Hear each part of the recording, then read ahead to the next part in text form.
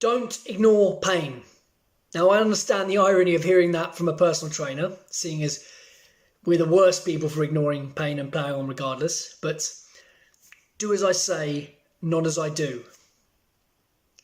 And I know I've been guilty of it. I still am. I probably will be in the future too. But I know my body, its capabilities, its limits. I know how to rehab injuries. I know when it's too much. The average person does not. And that's what pain is for. To tell you, to warn you. Now, for the purposes of today, I'm obviously going to be focusing primarily on physical pain. Essentially, pain is your body's response to tissue damage or potential tissue damage, certainly acute pain. Things get a bit trickier when we look at chronic pain, and more on that later. Your body has a nervous system.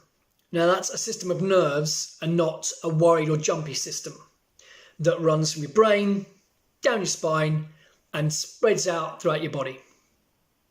Now, often your nociceptors everywhere are feeling for the sensation and then sending that information back to be processed by the brain. Then your brain will decide what action to take.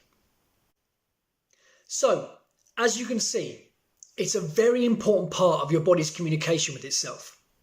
Therefore, it doesn't really make sense or sound wise to try and interfere with or block that communication.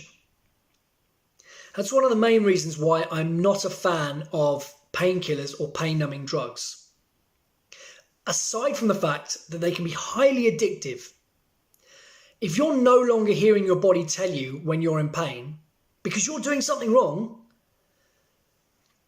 then it's very likely that you're only going to make your issue worse. Sometimes it's better to just try and bear it. Chronic pain is different. It lasts longer and can often be more associated with nerve damage rather than tissue damage. It can be anything from the likes of arthritis or a stroke to psychosomatic pain, whereby the communication system is messed up.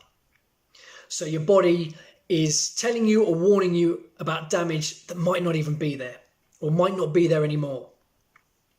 It can also be heavily linked to your moods. So, for example, when you're feeling depressed or anxious, you're more aware of the pain.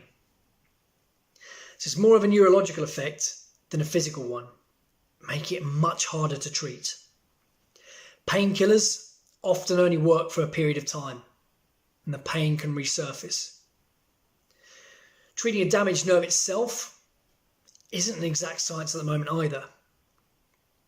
This is why chronic pain can be so debilitating to people.